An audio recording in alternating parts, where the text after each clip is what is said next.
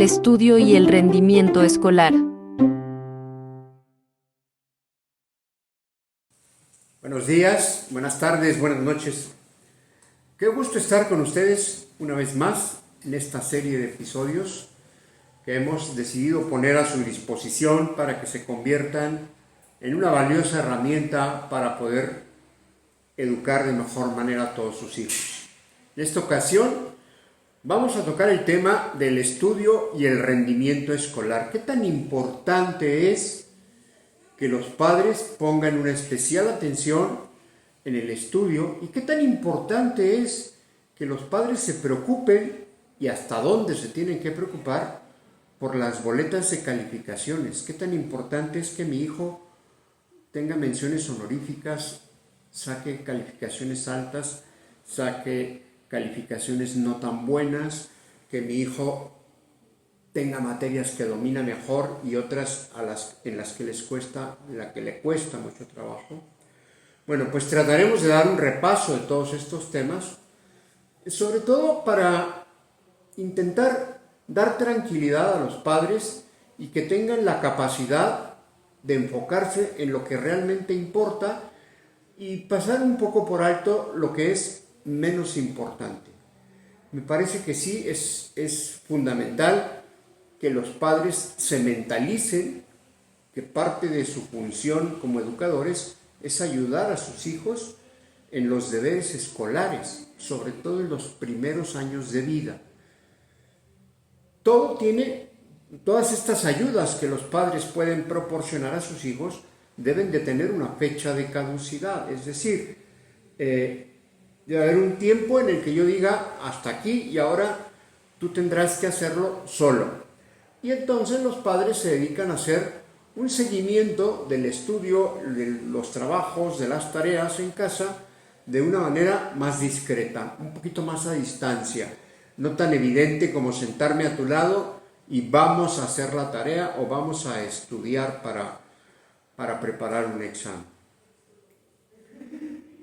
Lo primero que los padres tienen que tener en cuenta es que el estudio es un medio fundamental para la formación de la inteligencia y la voluntad. La inteligencia es una capacidad humana que se tiene que cultivar, pero que se tiene que abonar, que tiene que crecer, que tienes que alimentarla todos los días. Una inteligencia que recibe poca información, que se utiliza de una manera muy pobre, es una inteligencia que puede verse atrofiada con el tiempo. Entonces, esto nos dice que la inteligencia hay que estarla usando de manera habitual y que hay que estar haciendo depósitos de conocimientos en ese banco de la inteligencia continuamente, para que cuando tengamos que hacer un retiro de algún tipo de conocimiento, ese banco cuente con fondos suficientes para poder ayudarnos. Y luego, tener claro que el aprendizaje en los hijos depende de tres factores fundamentales. El primero es que no exista ninguna barrera para el aprendizaje, es decir, que el niño cuente con todas sus capacidades, y esto es importante que los padres aprendan a detectarlo para que puedan canalizarlo.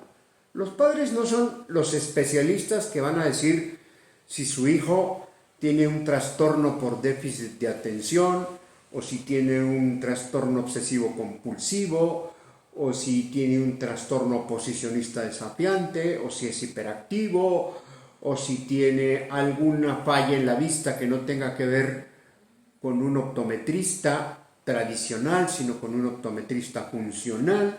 En fin, hay una serie de cosas que los papás pueden observar en sus hijos, sobre todo en el primero y segundo año de su educación primaria, para poder ir allanándoles el camino y que puedan disponer de todas las habilidades y de todas las capacidades necesarias para poder aprender. Cuando el niño no tiene todas estas habilidades puestas a su disposición, le puede costar mucho trabajo estudiar, le puede costar mucho trabajo aprender, le puede costar mucho trabajo preparar un examen. Entonces, para que exista un real y un verdadero aprendizaje, lo primero es que sí pueda el niño, poder aprender, es decir, que cuente con todas las capacidades. En lo segundo interviene la voluntad, y es que el niño quiera aprender. Cuando el niño no quiere aprender, tú le puedes decir, siéntate a estudiar, y se va a sentar y va a meter la nariz en medio del libro, pero su cerebro, su pensamiento, su corazón va a estar en otro lado. Y entonces, de nada sirve que lo sientes a que según tú lea o a que según tú estudie. Es más importante lograr que exista una motivación para que el niño quiera aprender. Y por último, y quizá no menos importante, es probable que sea hasta el más importante, es que el niño sepa aprender.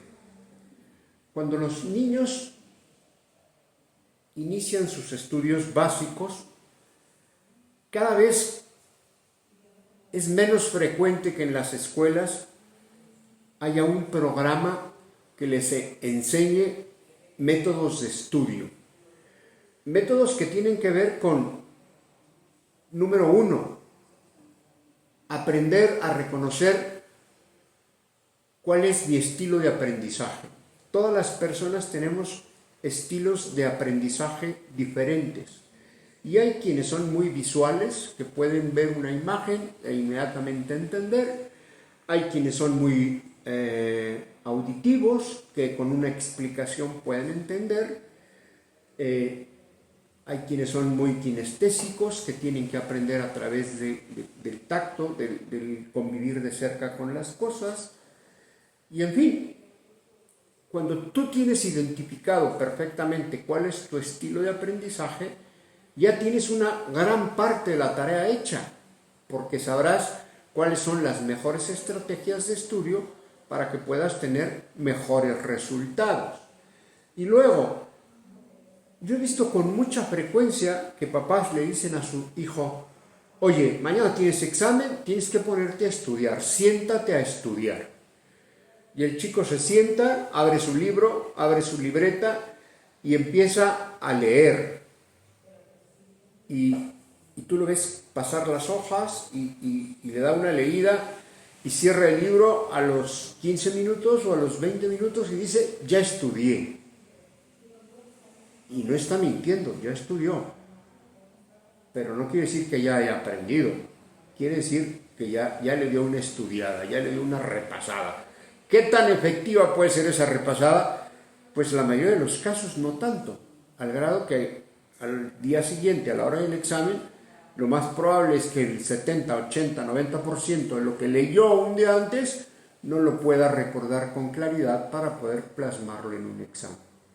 Entonces, recapitulando, para que exista un verdadero aprendizaje, tiene que reunir tres condiciones: poder aprender, querer aprender y sobre todo saber aprender, saber cuál es mi estilo de aprendizaje para yo poder utilizar la metodología adecuada que me funcione mejor y poder aprender de manera más práctica. Para poder aprender hay que poner en práctica la inteligencia,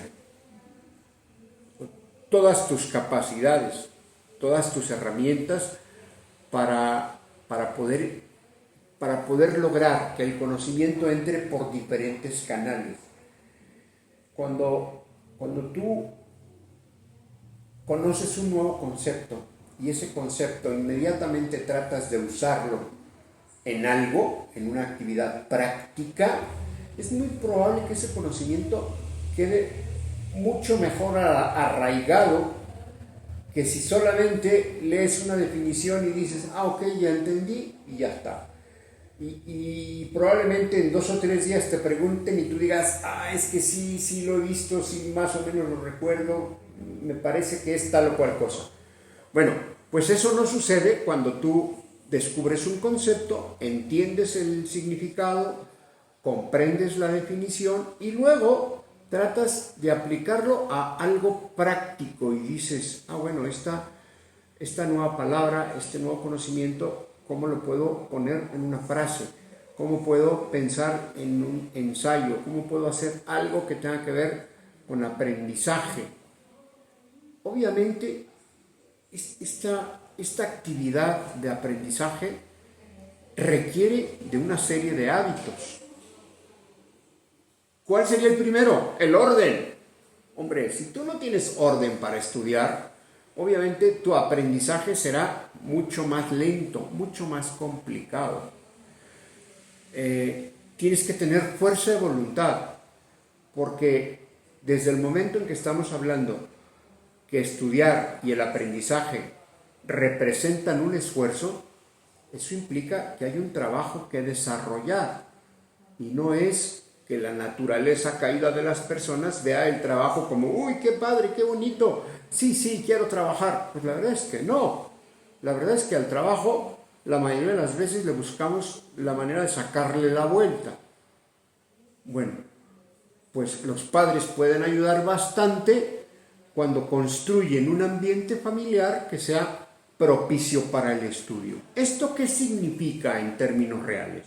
Significa que un niño debe tener para estudiar el lugar más apropiado que sus padres le puedan proporcionar. Hombre, hay papás que pueden poner en su casa un estudio que además esté insonorizado, donde no se escuchen los ruidos exteriores, donde disponga de un escritorio, de una computadora, de una impresora, de internet y de una serie de cosas que van a hacer mucho más fácil su trabajo. Pero eso no quiere decir que todo el mundo cuente con estos recursos. Habrá quien no disponga de nada de esto y tenga que estudiar con recursos muy limitados. Y uno tiene que aprender a estudiar con lo que tenga. Y aprender con lo que tenga. Y si tus recursos son muy pocos, bueno, pues con esos y poco a poco irás agenciándote otros más para que cada vez sea menos complicado estudiar. Pero la falta de recursos no puede ser un impedimento para que tú aprendas. Sin embargo, esto no quiere decir que deje de ser una obligación de los padres el proporcionar a los hijos un ambiente familiar adecuado para el estudio. Les platico una anécdota que pasó hace muy poco tiempo, cuando fue lo de la pandemia y que todas las escuelas tuvimos que estar trabajando en línea, y que había casas que no eran tan grandes y que entonces en un espacio reducido de un comedor y una sala podía haber 3 hijos o 4 hijos trabajando al mismo tiempo. Y entonces, pues hasta antes de esa fecha, no es que en todas las casas hubiera 4 computadoras o 4 laptops o 5 laptops y que todo el mundo tuviera una para su uso personal. A raíz de la pandemia y de que tuvimos que mantenernos recluidos en nuestras casas y que el trabajo de los papás y que las clases de los alumnos fueron en línea, es que todo el mundo se vio en la necesidad de tener más dispositivos electrónicos que permitieran a todo el mundo estar simultáneamente trabajando en casa. Y no era tan fácil, porque no todo el mundo posee en su domicilio un internet de alta velocidad que le permita a 5 o 6 personas estar conectados todos al mismo tiempo con la misma rapidez, con la misma eficiencia que cuando está uno solo conectado. Entre más gente estén conectadas, la bajada del internet tiende a alentarse un poco, ¿no? a ser más complicado que tú dispongas de un internet bueno. Este ambiente de trabajo en el que los niños debían de trabajar durante la pandemia era un tanto complicado, y les estaba platicando de esta anécdota de que eran 4 hijos, y hubo un día en que el profesor de música me llamó y me dijo: fíjate que fulanito de tal, este niño no está entrando a las clases de música, no se está conectando a las clases de música. Cuando yo vi el problema con su mamá ni siquiera enterada estaba, y porque la mamá trabaja fuera de casa, y cuando la mamá le preguntó al niño, le dijo, oye, ¿por qué no estás entrando a la clase de música? Pues resulta que cuando entraba a la clase de música y él empezaba a ensayar el instrumento que estaba aprendiendo, el ruido que producía interrumpía las clases en línea de sus hermanos. Y como era de los más chicos, pues obviamente los hermanos grandes se molestaban, se irritaban con él y era ocasión de que hubiera pleito en casa, ¿no? Y entonces él, en un afán de llevar la fiesta en paz, dijo, pues mejor no entro a clase. Hombre, parece ser la solución más simplona, la solución más cómoda para él, ¿verdad? Pero pues de alguna manera tenía razón, ¿no? Si no quiero que mis hermanos grandes me estén haciendo la vida de cuadritos, pues mejor no entro a la clase y ya está. Este ambiente que los padres deben proporcionarle a los hijos también debe ser estimulante. Los ambientes donde uno se desarrolla habitualmente tienen que tener el encanto necesario para motivarnos a lo que queremos hacer. Si tú eres deportista y en tu casa tienes un lugar adecuado para hacer ejercicio, con imágenes de deportistas famosos, con los aparatos necesarios para hacer ejercicio, seguramente esto te motivará a todos los días a hacer ejercicio. Si a lo mejor no tienes el lugar adecuado, si a lo mejor no tienes los aparatos adecuados, se requerirá de mucha mayor fuerza de voluntad y de mucha mayor disposición para que cada día puedas hacer lo que tienes que hacer. Por lo tanto, queda claro que entre más estimulante es el ambiente, más fácil será para el niño conectarse y empezar a trabajar. Es importante que los padres entiendan, reconozcan, trabajen y hagan cosas a favor de la lectura.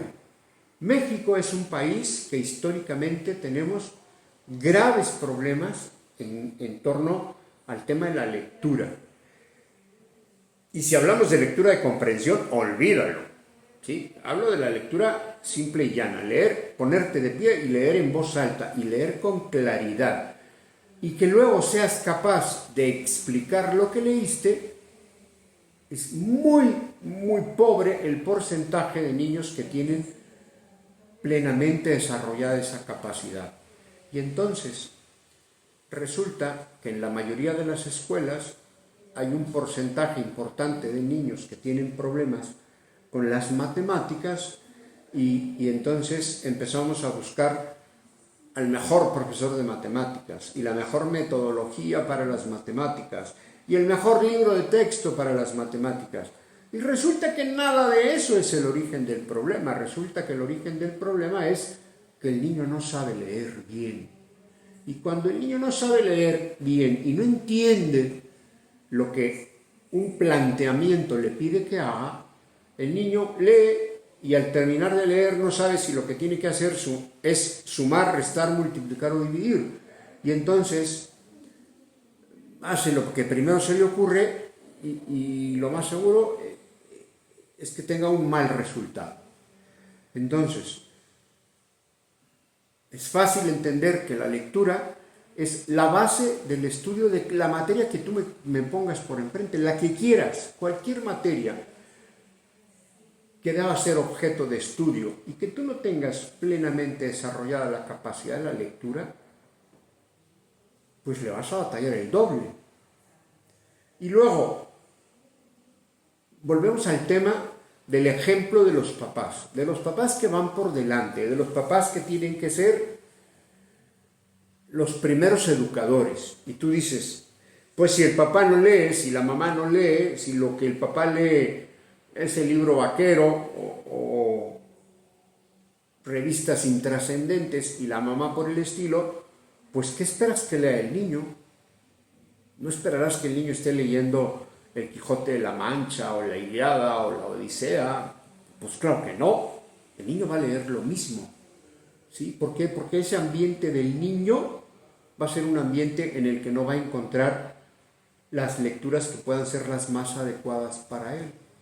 Si tú no ves a tu papá leer, si el tema de conversación de las sobremesas en tu casa no tiene que ver con autores conocidos, con temas de libros conocidos, pues el tema de la lectura será absolutamente ajeno para tu hijo. No estarás favoreciendo el que tu hijo tenga una inclinación natural hacia la lectura.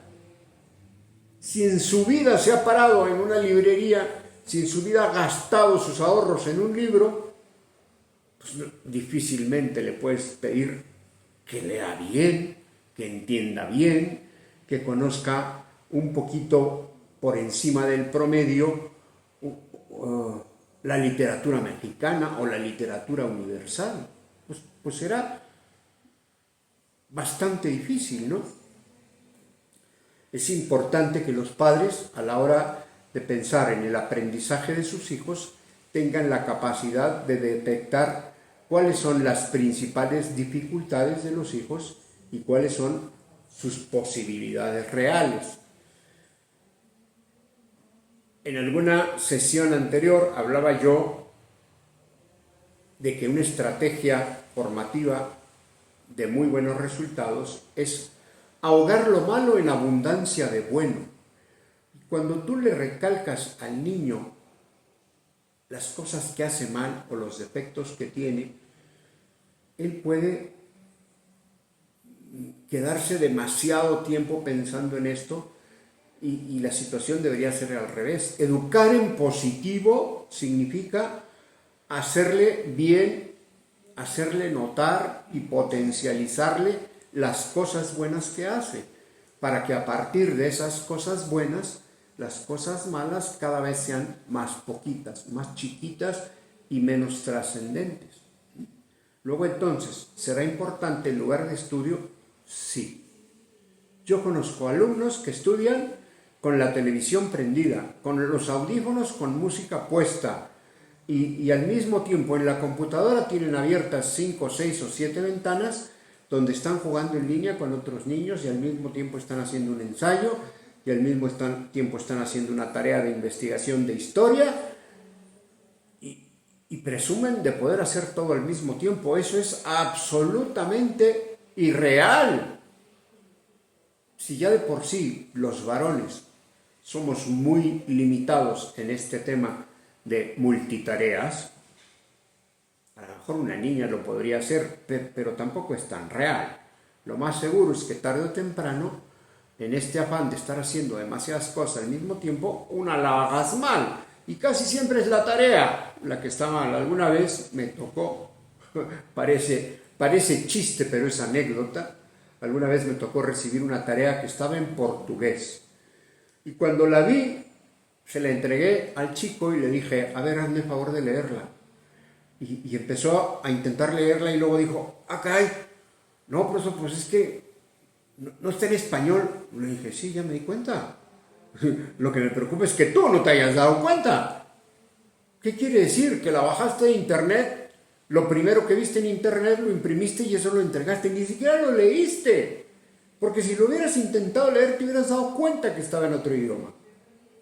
Bueno, pues ese es un mal uso de las tecnologías. Ese es no tener el mínimo de interés en cumplir en tiempo y forma con una tarea, ¿no?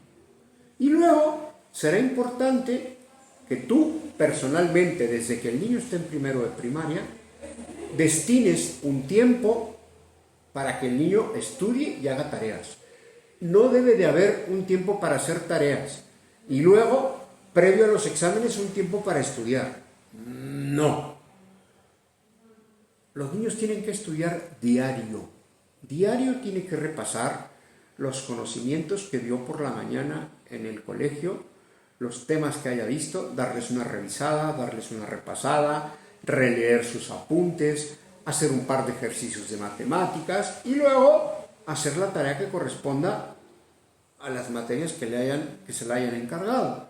Y ya está. ¿Esto qué importará? ¿Cuánto tiempo tendrá que invertir en esto?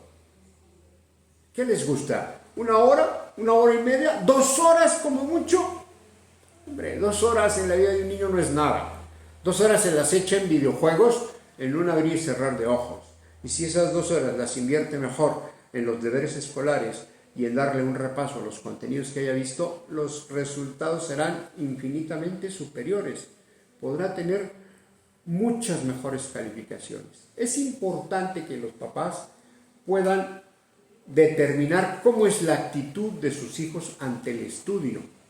Esto que alguna vez les comentaba de preguntarle a un niño, ¿por qué vienes a la escuela? Y que el niño te diga, pues porque me trajeron. Por eso estoy aquí, porque mi mamá vino y aquí me aventó en la mañana. Pues esa no es la razón por la que vas a la escuela. Si tú no tienes claro por qué estás en la escuela, es que en tu casa no te lo han dicho. Es que tu mamá no, o tu papá no se han tomado el tiempo de sentarse contigo y decirte cuál es la razón de que durante 200 días al año vayas a la escuela y que durante 200 días al año te tengas que levantar temprano y hacer tareas y cargar con una mochila llena de libros. Si tus papás no se han tomado el tiempo de explicártelo, si a ti no te ha quedado claro a qué vas, lo más seguro es que no tengan los resultados que ellos esperan. ¿Por qué? Pues porque tú vas porque te llevan, no porque tengas claro a qué vas, ¿no? ¿Cuáles deberían de ser tus motivaciones para el estudio? ¿Qué motivaciones puede tener un niño de primer año para ir a la escuela? Yo les diría, a ver, ¿quién es capaz de decirme qué motivaciones puede tener un niño de 6 años para ir a la escuela? Las motivaciones igual no tienen nada que ver con lo académico, ¿eh? Un niño de primer año va a la escuela porque se la pasa muy bien, porque tiene a sus amigos, porque juega con sus amigos, porque convive con sus amigos, porque la maestra o el maestro le tratan muy bien y son muy simpáticos y le platican historias que a lo mejor sus papás nunca tienen tiempo de platicarle, y entonces es un periodo de tiempo, la mañana de lunes a viernes, en que el niño se la pasa muy bien en el colegio y aprende sin darse cuenta. Sin darse cuenta aprende a leer porque la maestra o el maestro le leen y les piden, siéntense por favor, guarden silencio, y el profesor o la maestra empiezan a leer en voz alta, con la mímica necesaria, con la cadencia necesaria, con las pausas adecuadas, con las exclamaciones necesarias, y empiezan a leerles un cuento y los niños empiezan a echar a jalar su imaginación y se pueden pasar 10, 15, 20 minutos o media hora muy a gusto escuchando a la maestra leerles un cuento. ¿Y eso cada cuándo pasa en casa? Pues cuando bien les va a algunos niños, a veces en la noche, a veces los papás, qué pena decirlo, pero a veces hasta un poco de mala gana, les leen un poquito para que se duerman y ya está. Y entonces el niño de primer año termina yendo a la escuela porque se la pasa muy bien. No va pensando en, hijo, es que cuando sea grande quiero ser ingeniero, o quiero ser abogado, o quiero ser contador, o quiero ser arquitecto. No, él va porque se la pasa muy bien. Y cuando está en segundo es igual, se la pasa muy bien. Y cuando llegan las vacaciones, lo primero que hace es extrañar a sus amigos, extrañar a su profesor o a su maestra, y extrañar lo bien que se la pasa en la escuela todos los días. ¿Y saben qué? Los papás igual, ¿eh? Los papás, cuando las vacaciones están cerca, ya les urge que las vacaciones lleguen. Pero después de tener a los niños una semana en casa, ya les urge que regresen a la escuela, ¿eh? Ya no saben qué hacer con ellos en la casa. Les faltan recursos. Cuando no tendría que ser así. Un papá con hijos en casa tendría que tener 1000 recursos para ocupar a sus hijos en cosas que sean formativas, constructivas, que le hagan crecer en todas sus dimensiones como persona, que sea la oportunidad que el papá espera para que su hijo crezca intelectualmente, que su hijo crezca emocionalmente, que su hijo crezca espiritualmente, de la mano de su papá o de su mamá o de ambos. Y no delegar todo el tema de la formación y de la educación en una escuela. Cuando los papás están pensando que la escuela es quien tiene la obligación de educar a sus hijos, qué pena, déjenme decirles que están mal. Los padres son los primeros educadores. La escuela únicamente es coadyuvante. La escuela pone un granito de arena para que todo lo bueno que tú le enseñas a tu hijo, él tenga oportunidad de ponerlo en práctica durante toda la mañana en el colegio. Y si tú le enseñas a tu niño hábitos de orden, hábitos de sinceridad, hábitos de templanza, hábitos de fortaleza, hábitos de generosidad, hábitos de convivencia, de amistad, todo eso lo va a poner en práctica con sus compañeros. Porque si ese niño al que tú le explicas qué importante es ser generoso, compartir sus cosas, pero luego tú lo tienes en tu casa encerrado todo el día, ¿y cuándo va a aprender a ser generoso? ¿Y cuándo lo va a poner en práctica? ¿Y cuándo va a poder desprenderse de lo que más le gusta para dárselo a alguien más? No lo va a poder hacer nunca. Por eso la escuela es coadyuvante, porque te da a ti, padre de familia, la oportunidad de respaldar todo lo que como padre amoroso tú le enseñas a tu hijo. Es importante que los papás tengan la capacidad de hacer que su hijo quiera estudiar. Que no lo manden amenazado a la escuela, que no vaya porque tiene que ir. Tienes que ir, pues no hay de otra. Y no te puedes quedar en la casa porque yo me voy a ir a trabajar, no te vas a quedar solo, entonces a la escuela. ¿Saben ustedes lo maravilloso que es cuando el niño está bien motivado, cuando el niño tiene claridad de ideas en cuanto a por qué va a la escuela? Es tan fácil que el niño se levante solo y se vista solo y el niño esté listo muy pronto ya en la puerta para vámonos a la escuela, vámonos. En lugar de sacarlo a rastras de la casa y de bajarlo casi haciéndole manito de puerco en la cama para que se pueda levantar. La actitud de los padres tiene que ser una actitud de educar en positivo, de que el hijo encuentre las bondades y lo bueno que significa para él crecer en todas sus dimensiones como persona, crecer intelectualmente, crecer emocionalmente, crecer socialmente. O sea, las habilidades sociales del niño en ningún otro lugar van a encontrar un campo más fértil que en la escuela, porque las habilidades sociales de un niño no se ponen en práctica con los hermanos, se ponen en práctica con sus amiguitos, con sus compañeros. Los papás deben tener y luego transmitir a sus hijos una actitud responsable ante el estudio. ¿Y qué significa una actitud responsable? Pues es una actitud que está basada en ciertos hábitos. Y el hábito más importante que una persona puede tener, que yo no le llamaría hábito, sino más bien es una virtud. La virtud más importante que una persona puede tener es el orden. San José María Escrivá de Balaguer decía que una virtud sin orden es una rara virtud. Es decir, sin querer le estaba dando a la virtud del orden la clasificación de madre de todas las virtudes. Y tenía mucha razón. Si tú lo piensas, es fácil entender cuán difícil sería adquirir cualquier otra virtud si antes no eres ordenado. Y entonces, si estamos hablando de aprendizaje, será difícil que haya un aprendizaje efectivo en tus hijos si no tienen orden. O sea, yo no diría difícil, yo diría imposible.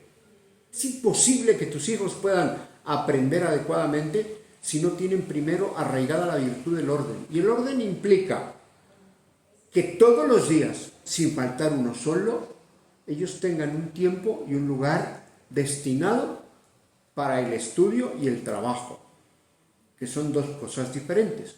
Una cosa es estudiar los temas que hayas visto en el día y otra cosa es el trabajo, las tareas que te hayan asignado ese día. Este orden, además, requiere de una gran capacidad de autodominio.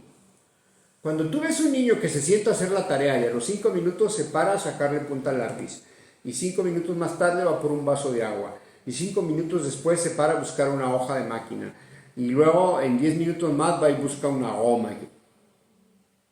Esos son pretextos para no estar sentado trabajando. Cuando tú te sientas a hacer un trabajo, arrimas todo lo que necesitas, hasta un vaso de agua.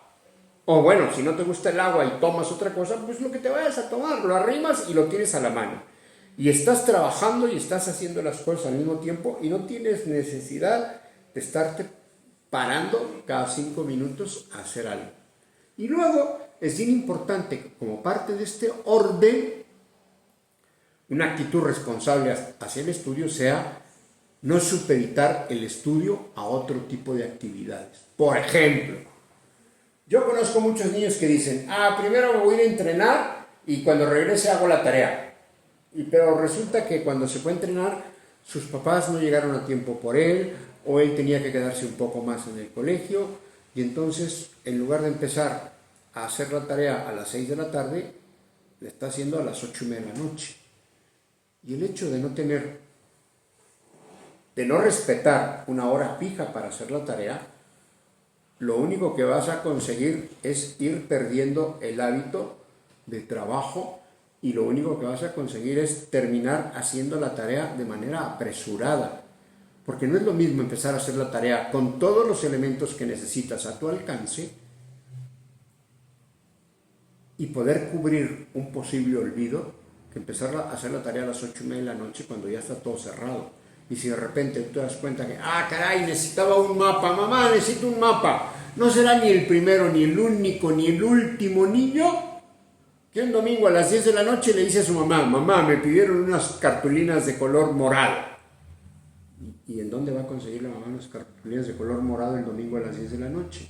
¿O dónde va a conseguir un mapa de la República Mexicana con división política y nombres el viernes a las 9 de la noche? Pues va a ser muy complicado. Entonces, ¿qué tienes que hacer? Prever, no supeditar tu estudio a otro tipo de actividades. No se vale decir, primero voy a hacer esto y luego voy a estudiar. Si tú tienes que hacer una escala de prioridades en tu vida de estudiante, en tu vida de hijo de familia, y no sabes cómo hacerla, pregúntale a tu papá, dile, a ver papá, dime, de todas estas cosas que yo tengo que hacer en el día, ¿cuál es la más importante? Tu mamá, tu papá, si sabes que tu hijo no tiene claras cuáles son sus prioridades, ayúdale a hacer una lista de prioridades. Eso le va a ayudar a organizar su vida. Cuando tú, de una manera adecuada, de una manera apropiada, de una manera amable, le dices a tu hijo que durante el día, de lunes a viernes, para tu niño lo más importante es, 1, ir a la escuela, 2, hacer la tarea. Y después de eso, la que quieras. Y no al revés. No al revés. O sea, todos los días puedes jugar 2 horas. Ok, entonces primero juego y luego voy a la escuela. Primero juego y luego hago la tarea. No. Así no funcionan las cosas. Así no funciona la vida. Tienes que tener una escala de prioridades bien pensada, bien hecha. Y el papá es quien tiene la obligación de enseñar al hijo a ir superando estos obstáculos. Cuando un niño entra primero primaria, ¿ustedes creen que encuentre obstáculos para estudiar? En primero primaria puede ser un problema con quién tienes al lado sentado. Ese puede ser un problema. En primero primaria puede ser un problema que te tocó la Miss Juanita que no te gusta, que te cae mal porque tiene la ceja un poco levantada y da la impresión de que está siempre enojada. O sea, los niños son sumamente susceptibles a este tipo de cosas. Entonces, si tú no te tomas el tiempo, 1, para conocer a tus hijos y 2, para enseñarlo a superar obstáculos, a enseñarle que hay cosas por las que vale la pena ocuparse o preocuparse, y que hay otras cosas por las que no vale la pena preocuparse, ni siquiera pensarlas, pues eso los hijos lo aprenden de los padres. Generalmente los padres, que suelen ser aprensivos, tienden a cultivar aprensividad en sus hijos. Y no parece ser la mejor condición para un niño el estarse preocupando de más por cosas que no le competen. Hay una historia triste de un alumno que tuve alguna vez cuyo padre falleció. Y cuando platiqué con él me decía, es que voy a dejar la escuela. Estoy hablando de un niño que está en 5º año de primaria. Es que voy a dejar la escuela. Y yo le decía, ¿cómo vas a dejar la escuela? Dijo, sí, es que mi papá, un poco antes de morir, me mandó llamar y me dijo que me encargaba a mi mamá. Y entonces, pues me tengo que hacer cargo de mi mamá. Y yo, a ver, ¿cómo te explico a qué se refería tu papá exactamente, no? Esto tendría que explicárselo a lo mejor la mamá, a lo mejor otro familiar, o a lo mejor el papá en el mismo momento, pero ya no era el caso. En fin, es fácil que un niño desvirtúe, desentienda o entienda erróneamente algunos conceptos. Y un concepto que suele desacreditarse fácilmente a los ojos de un niño es entender que el niño es el protagonista de su propio aprendizaje. Nadie más va a aprender por el niño. Cuando un niño le dice a su mamá, mamá, ayúdame a hacer esto, y la mamá, en lugar de enseñarle una estrategia para hacer lo que el niño le pidió, le hace el trabajo, pues flaco favor le está haciendo al niño, ¿no? Acuérdense que por ahí hay una anécdota que dice que regálale un pescado a una persona y comerá un día, enséñalo a pescar y comerá toda la vida. Pues lo mismo, si tú le haces la tarea de matemáticas a tu hijo, en automático te estás condenando a hacerle la tarea todos los días, siempre. Hay que ser muy cuidadosos, muy cuidadosos con el manejo de los sentimientos, ¿no? Con la estafa de los hijos que derraman una lágrima porque no pueden hacer la tarea, porque no la entendieron, porque... O sea, no compremos barato este tipo de cosas, ¿no? No compremos barato el hijo que se atora con una tarea y cree que no puede más y cree que eso es el fin del mundo. O sea, hay que enseñarle a los hijos que la mejor manera de arreglar una tarea a la que no lo entiendo es no hacerla. Y decirle al otro día al profesor, no le entendí. Necesito que me vuelva a explicar. Y la próxima vez, decírselo cuando el profesor esté explicando el tema, no al otro día que no pudo hacer la tarea. Cuando no entiendes el tema, hay que levantar la mano. Pero aquí hay un factor importantísimo que los padres y todo el mundo tenemos que tomar en cuenta. Cuando hablamos de niños de toda la edad de educación inicial, desde los 6 hasta los 12, hay una serie de miedos que regulan en gran parte la actitud de los niños.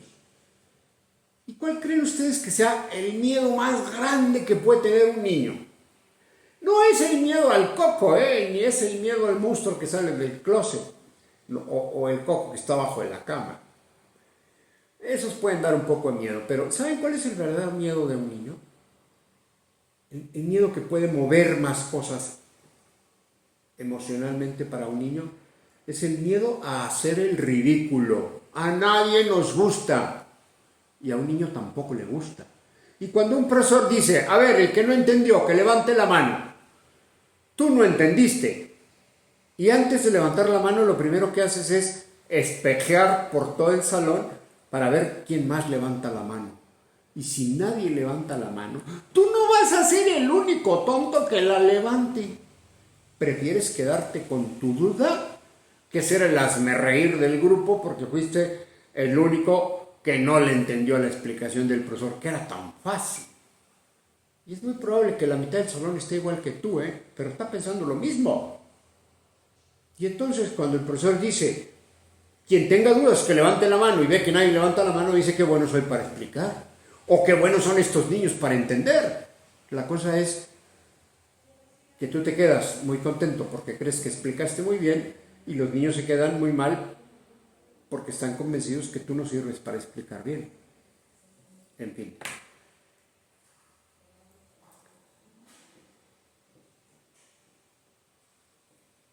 Hablando del tema del esfuerzo, entre menos quiera estudiar un niño, más esfuerzo tendrá que hacer. Más complicado será estudiar. Hay gente que estudia, no digamos la primaria o la secundaria, hay gente que estudia una carrera y que se le puede hacer un polvo estudiar la carrera cuando lo que está estudiando le apasiona. Si a mí me apasionan los caballos y yo me dedico a estudiar a los caballos y yo trabajo en algo que tenga que ver con los caballos, voy a ser el más feliz de la tierra. Pero si a mí me apasionan los caballos y vivo atendiendo vacas, lo más seguro es que mi vida no esté absolutamente realizada. Entonces, entre más me dedique yo a hacer lo que me gusta, menos esfuerzo me va a costar y mejores resultados podré tener. Si tú hicieras una encuesta, que nosotros ya la hemos hecho, pero si tú hicieras una encuesta entre los niños de México, ¿cuántos niños crees que dirían que les encanta la escuela? Muchos menos de los que te imaginas, ¿eh? ¿Y por qué se da eso? Digo, si de todo modo lo vas a hacer, si de todo modo vas a ir a la escuela, si de todos modos vas a pasar 15, 20 años, 25 años de tu vida estudiando, ¿no sería lógico que tú tuvieras una motivación muy clara para estudiar? Una idea muy clara de lo que quieres estudiar. Un ¿para qué quiero estudiar? O sea, porque si yo estudio para que mi papá no me regañe, pues estarás haciendo, acuérdense que ya lo habíamos dicho, estarás haciendo lo correcto por los motivos equivocados. Si tú estudias porque tu papá te dijo que te va a dar una bicicleta si pasas sin reprobar ninguna materia, estarás haciendo lo correcto por los motivos equivocados. Entonces, tendrás que plantearte algo que signifique estudiar por los motivos correctos. ¿Y cuáles serían los motivos correctos? Quizá los motivos más trascendentes, ¿no? Hay una anécdota que platican a propósito de los doctores y dice: si tú tuvieras que elegir entre 3 doctores especialistas que te van a operar del corazón, los 3 son igual de famosos, igual de prestigiados, estudiaron en la misma universidad, cobran lo mismo por la consulta, cobran lo mismo por la operación y todos están en situaciones similares, pero tú tienes la posibilidad, a través de algún mecanismo misterioso, de saber cuáles fueron las motivaciones que tuvieron estos 3 doctores para estudiar. Y resulta que el primer doctor estudió medicina porque cuando él estaba en la preparatoria, alguien le dijo que todos los médicos son ricos, que no hay médicos pobres, que los médicos ganan lo que quieren. Y tú dices, lo motivó eso, lo estudió y lo está logrando.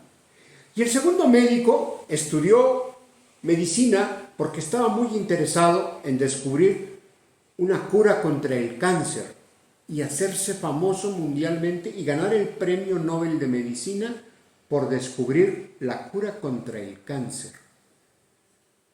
¿Y será un motivo bueno? Sí. ¿El otro será bueno? Sí, también, pero este es mejor.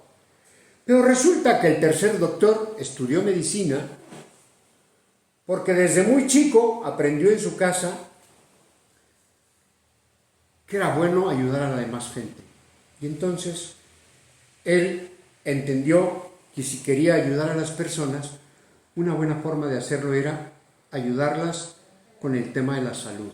Por eso decidió estudiar medicina y por eso decidió ser cardiólogo.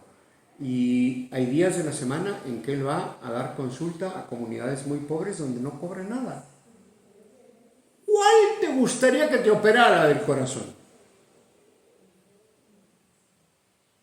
No sé, que podrá decidir cada uno, pero yo digo, A mí me interesa más el que pensó en los demás, no el que pensó en su fama, ni el que pensó en su fortuna. Me interesa más el que pensó en los demás.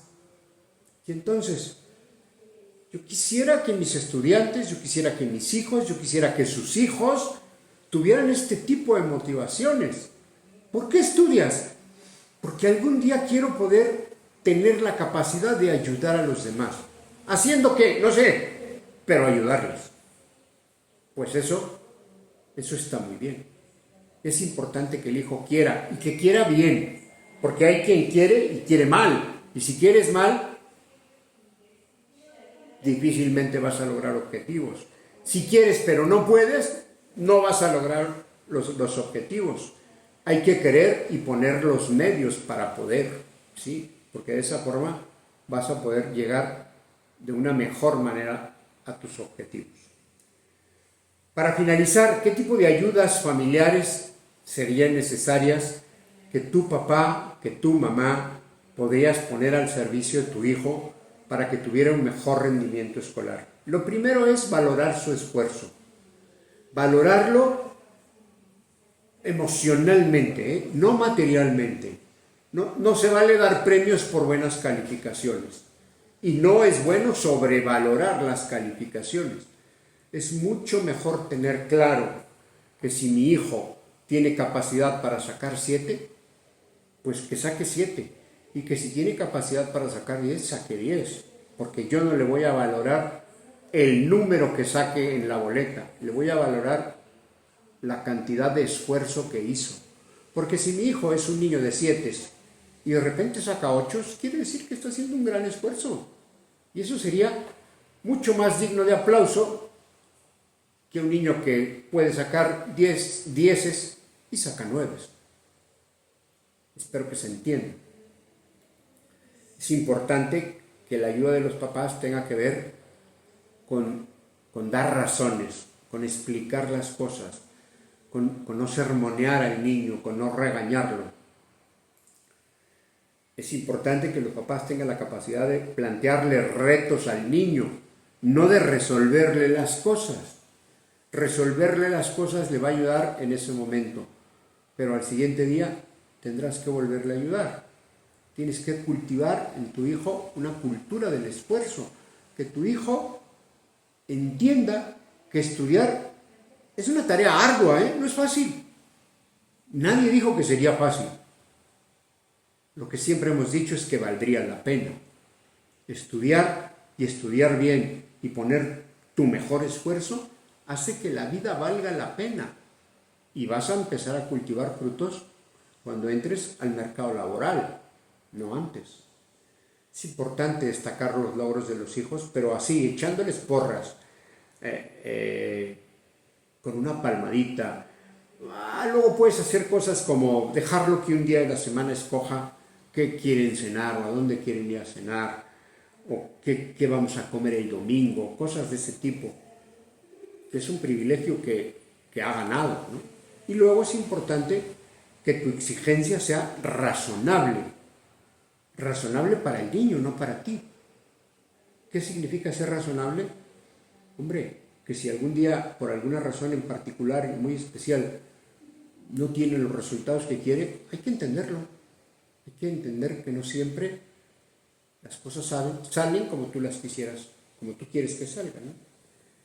Para saber aprender, la clave es estudiar diario. No puedes estudiar un día antes para el examen. Si estudias un día antes, estás mal. Para poder tener una disciplina del estudio, hay que saber que antes de las evaluaciones, tiene que haber planificación, tiene que haber motivación, tiene que haber concentración, que durante la evaluación tienes que comprender bien lo que se te está preguntando, tienes que identificar la idea principal, tienes que aprender a sustraer las ideas principales, y luego tienes que ser capaz de autoevaluarte y de hacer los repasos que sean necesarios para que los conocimientos queden perfectamente consolidados. Hombre, hoy en día sabemos que las estrategias de estudio de los niños son diferentes y que los niños hay muchas cosas que no necesitan estudiar porque todo lo sacan de internet. Pero la capacidad de analizar, esa no te la da el internet, esa sí la tienes que hacer tú. Y eso implica que pienses, que tu mente trabaje, que te cueste un poco de esfuerzo. Siempre hay que tener claro cuál es el estilo de aprendizaje de tu hijo para saber cuál es su mejor forma para estudiar. Y es importante que tu papá o tu mamá estés en contacto con el colegio para tener información de primera mano de los profesores. La información que te pueden dar los profesores es muy valiosa. Cuando el profesor te dice, tu niño es muy bueno pero es muy platicón, alguna vez ese ser platicón le va a pasar la factura y va a haber temas que no va a entender. Cuando tu hijo empieza a asistir a la escuela, tienes que tener claro que hay que tener etapas del día en que hay que estar a disposición del niño para ayudarle, para soportarlo, para ser el pilar de donde él se pueda agarrar. Y luego es importante que te intereses por su estudio. No nada más que le digas, ponte a estudiar, ponte a hacer la tarea y luego me la traes. Hombre, al principio hay que sentarte con él, luego un poquito más retirado, luego más lejecitos y luego lo dejas.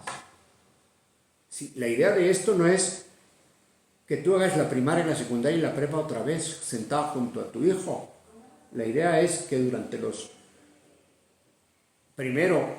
primeros años de la educación inicial, que puede ser primero y segundo, tú estés con él enseñándole a hacer las cosas y después lo dejes. Pero que aprendan juntos al principio para que el niño tenga certeza de lo que está haciendo, que tú le enseñaste cómo hacerlo y que lo haga bien. Y quizá tener claro que las principales dificultades para el estudio es que si no existen las bases necesarias para estudiar, no hay otra manera de solucionarlo más que poner esas bases. Y esas bases son conocer sus capacidades, conocer su estilo de aprendizaje, tener un horario, tener un lugar adecuado, apoyarlo, estar con él, ayudarlo a repasar, etcétera, etcétera, etcétera. Hay que tener en cuenta que lo más importante es que tu hijo sea un niño feliz, no un niño de dieces. Los dieces son importantes, sí, pero es más importante que sea feliz. Por lo tanto, hay que exigirle de una forma comprensiva. Hay que facilitar el estudio en casa y hay que aprender y ser muy constante con el tema de estimular el estudio. Les voy a recomendar este libro que se llama Los estudios y la familia, que es de Gerardo Castillo. Esta es una edición viejita. Ya Hacer Familia tiene una edición, tiene varias ediciones más nuevas, más actualizadas, pero este es el que yo tengo. La edición nueva tiene una pasta nueva, pasta diferente. Es un libro no tan grueso, delgadito más o menos. Lo pueden leer y usarlo como una referencia si quieren apoyar a sus hijos.